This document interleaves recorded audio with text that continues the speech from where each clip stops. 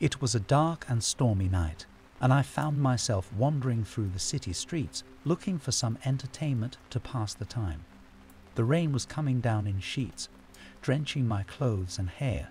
I was feeling hopeless and helpless until I saw a glimmer of light in the distance. As I got closer, I realized it was a flickering neon sign that read cinema. Despite my initial hesitation, I decided to take refuge from the rain and check out what was playing. The exterior of the cinema was uninviting, with boarded up windows and a decrepit facade. But I was desperate to get out of the rain, so I pushed open the heavy, creaky door and stepped inside. The interior was just as uninviting as the outside, with dim lighting and a musty odor that filled my nostrils. But I was determined to find a way to pass the time, so I approached the ticket booth and asked the attendant what was playing. As I stepped inside, I was immediately struck by how eerie and silent the place was. The once glamorous lobby was now cluttered with debris and cobwebs, and there were no signs of life. The only sound was the soft patter of raindrops against the roof, echoing throughout the empty theatre.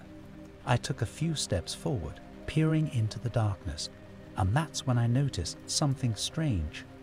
The movie screen was flickering, but there was no movie playing. The projector was on, casting a dim light onto the screen, but the film was missing. I felt a chill run down my spine as I wondered what could have happened to the movie and the people who were supposed to be there. I looked around, searching for any sign of life, but the place was completely deserted. The only other sound was the creaking of the floorboards under my feet. I was starting to feel uneasy, but I couldn't shake the feeling that I was being watched. That's when I heard a soft whisper from behind me. I spun around, but there was no one there. The hair on the back of my neck stood on end, and I realized that I was not alone in the cinema. I was starting to feel uneasy, so I decided to leave. But as I turned to go, I realized that the door was no longer there. In its place was a solid wall. I rubbed my eyes, thinking it was just a trick of the light, but when I opened them again, the door was still gone. I was trapped. Panic set in as I started to feel the weight of the situation. I tried to push through the wall, but it was solid and unyielding. I was trapped in this silent, abandoned cinema with no way out. I started to shout for help, but my voice echoed and fell on deaf ears. The only sounds were the raindrops and my own heart racing. Panic set in as I stumbled backward, searching for another way out. My eyes darted around the room, but all I could see were the shadows stretching across the walls and the flickering light of the projector. That's when I noticed that the movie screen had changed. A figure was now flickering on the screen, a woman in a long, flowing dress. She was beckoning me forward with a smile, her eyes fixed on mine. Despite my fear, I found myself drawn to her. I took a few steps closer, feeling as though I was being pulled toward the screen by an invisible force. Suddenly, the screen came to life. The movie was a horror film filled with jump scares and chilling scenes. But the worst part was that I couldn't look away. I was completely entranced, unable to move as the scenes unfolded before me. The images were so real, so lifelike, that I felt as though I was experiencing the terror along with the characters on the screen. As the movie reached its climax, the woman on the screen began to step out of the frame. And that's when I realized that she was walking straight towards me. Her eyes were fixed on mine, and her smile had turned into a cruel smirk. I stumbled back, trying to escape, but I was trapped in the grip of the movie's spell. She was getting closer and closer until she was almost upon me. That's when the screen went black and everything went silent. I tried to back away, but my legs wouldn't respond. I was frozen in place, trapped as the woman approached me with a chilling smile. Her touch was like ice, sending shivers down my body. Just as she was about to reach me, everything was consumed by a dark void, and I was plunged into darkness. When I woke up, I was lying in the rain outside of the cinema. My clothes were drenched, and my head was pounding. I struggled to my feet, trying to piece together what had just happened. I still have no memory of how I got there, but the image of the woman's touch was seared into my mind. I stumbled down the street, shivering and disoriented. It was as though I had been transported from another dimension. To this day, I still have no explanation for the events of that night. But I know that I never want to experience something like that again. I still avoid cinemas at all costs, because I never know what might be waiting for me on the other side of that screen. The fear of what might be lurking in the shadows, waiting to touch me, still haunts. Once upon a time, there was a young couple named Jake and Lily who were deeply in love and inseparable. They had been dating for several years and shared a love for horror movies. So when the latest horror film came to the cinema, they were eager to see it together. They arrived at the cinema early, excited to catch the previews and indulge in some of their favorite snacks. As they settled into their seats, they couldn't help but feel a sense of unease. The lights in the theater were flickering, and the air was thick with a strange, musty smell. Despite this, they tried to shake off their fears and enjoy the movie. As the film began, Lily noticed that the picture quality was blurry and distorted. Suddenly, the sound went out, and the screen flickered to black. The lights in the theater came back on, and Lily and Jake saw that they were no longer alone. All around them, strange, ghostly figures were slowly emerging from the shadows, their movements slow and deliberate. The figures were shrouded in darkness, their faces hidden, but the sound of their footsteps echoed through the silent theater. Panicking, Jake tried to leave, but the exit doors were locked. The ghostly figures started to close in on them, their faces twisted in grotesque and inhuman expressions. Lily could see the veins in their eyes bulging, and she could hear their ragged breathing. Jake and Lily huddled together, trying to make sense of what was happening. Suddenly, the screen flickered back to life, and the couple saw their own terrified faces reflected back at them. As the ghostly figures advanced, Jake and Lily felt a sense of overwhelming fear wash over them. The figures seemed to be closing in from all sides, their ghostly hands reaching out with grasping fingers. Their faces were twisted into grotesque, inhuman expressions, and their eyes glowed with a malevolent light. The couple was trapped, with no escape from the terror that surrounded them. The ghostly figures were relentless, their movements slow and calculated. They seemed to be toying with Jake and Lily, enjoying the fear that they were causing. The couple was paralyzed with terror, unable to move or even scream. The figures were getting closer and closer, their hands almost within reach. Just as the ghostly figures were about to grab them, Jake and Lily heard a strange noise. It was like the sound of a projector running, but it was coming from all around them. Suddenly, the screen flickered and the movie resumed. The ghostly figures disappeared, and the couple was able to breathe a sigh of relief. But they knew that the terror was far from over. They were still trapped inside the movie, living out their own personal horror story. The horrors that Jake and Lily faced seemed endless. They were forced to watch as their friends and family were brutally murdered in front of them, their screams and pleas for mercy echoing in the theater. The couple was then plunged into their own personal nightmares, facing their deepest fears and anxieties. They saw visions of their loved ones dying, their homes burning down, and themselves being pursued by relentless horrors. The ghostly figures seemed to be in control, reveling in the couple's terror.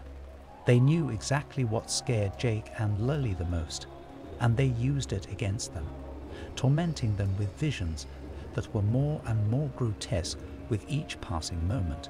The couple was powerless to stop the horrors that surrounded them, their screams and pleas for mercy falling on deaf ears. As the night wore on, Jake and Lily were consumed by the terror that surrounded them. They clung to each other, their minds and bodies collapsing under the weight of the horrors that they faced. They were no longer sure what was real and what was just a product of their own imagination. The only thing that was certain was that they were trapped inside the movie, living out their own personal horror story, and that there was no escape from the terror that surrounded them. Jake and Lily's relief was short-lived, however. As they tried to make their way out of the theater, they noticed that the world outside was different. The sun had disappeared, and the streets were empty and dark. The couple realized that they had somehow stepped into a different reality, one that was even more sinister than their nightmare inside the theater. As they ran, the sounds of the ghostly figures haunting laughter echoed in the empty, desolate streets. The couple felt their grip on reality slipping, and they were becoming more and more panicked with every step. The darkness seemed to be closing in on them, suffocating and inescapable. They felt like they were running through a never-ending maze with no way out. Lily stumbled and fell, and Jake helped her up. They were both exhausted, their breaths coming in short, ragged gasps. That's when they saw it. An old, run-down theater, its marquee flickering in the darkness. It was their only hope, and they stumbled towards it, their legs aching and their hearts pounding in their chests. The theater was dark and musty, and the couple had to feel their way through the lobby, their hands brushing against the peeling wallpaper. Finally, they found the door to the projection room, and they stumbled inside. The room was filled with old film reels and dusty equipment, but what caught their eye was a small, flickering screen. It was there that they finally found what they were looking for, a way back to their reality. It was a dark and stormy night, and I was feeling restless and looking for a way to pass the time. I had been cooped up in my house for days, listening to the howling wind and the pitter-patter of rain on the roof. I needed a change of scenery, and the thought of getting lost in a movie seemed like the perfect escape. I had heard about the new horror movie that was playing at the local movie theater, and I thought it would be a good way to take my mind off the storm and the boredom that came with it. The movie theater was located on the outskirts of town, far from the bright lights and bustling noise of the city center. It was known for its old-fashioned charm and its rickety wooden seats that creaked every time you shifted. I made my way to the theater, bracing against the wind and rain. The streets were deserted, and I couldn't help but feel a sense of unease as I approached the theater.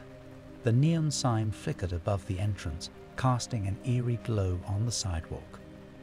I pushed open the heavy wooden door and stepped inside, feeling a chill run down my spine.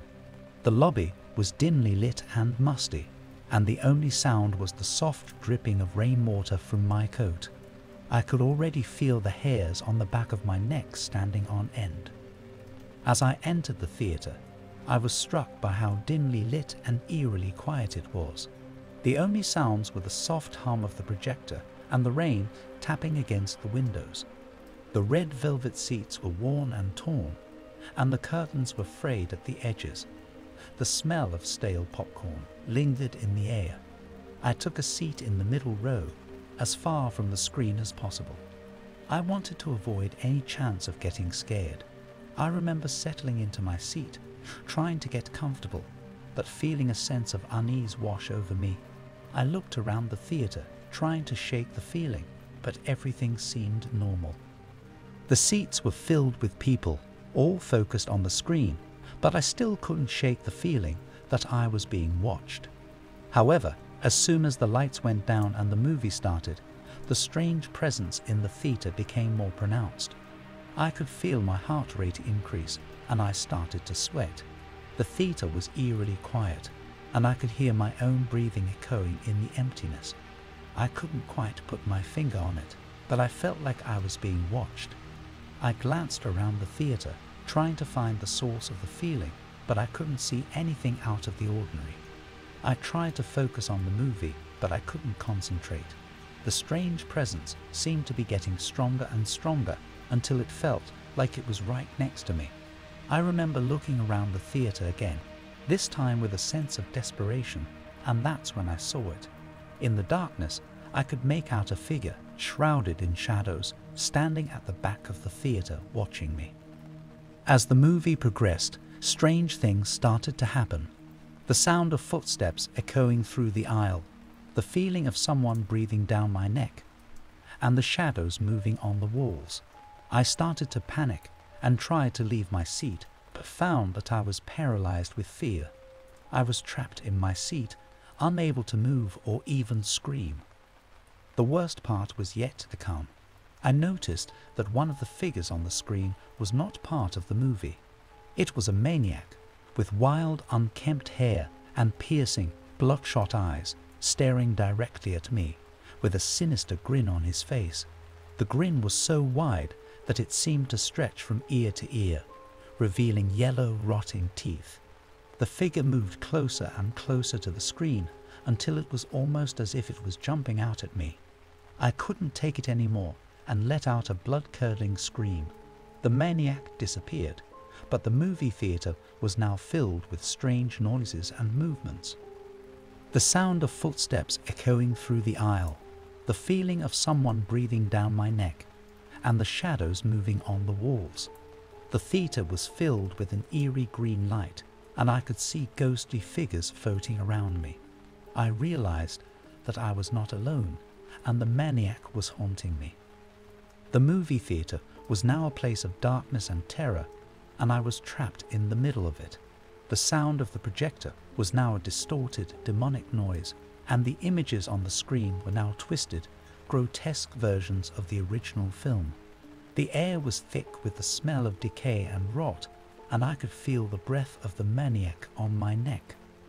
I was paralyzed with fear, and I knew that I had to get out of the theater. I tried to stand up again, but couldn't. My legs felt like they were made of lead, and I couldn't move them no matter how hard I tried.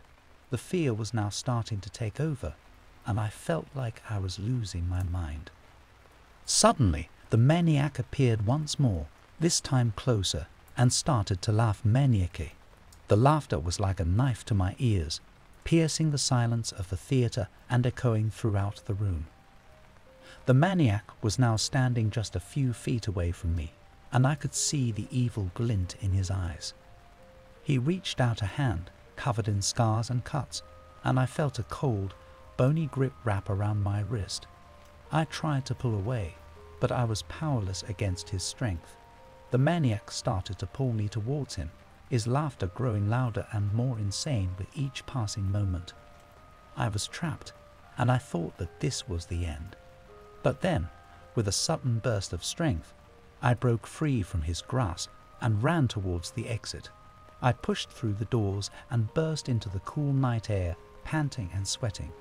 I looked back, and the movie theater was gone. In its place was an empty lot, filled with weeds and broken glass. I realized then that it was all just a nightmare, but the fear and horror of that night would stay with me forever.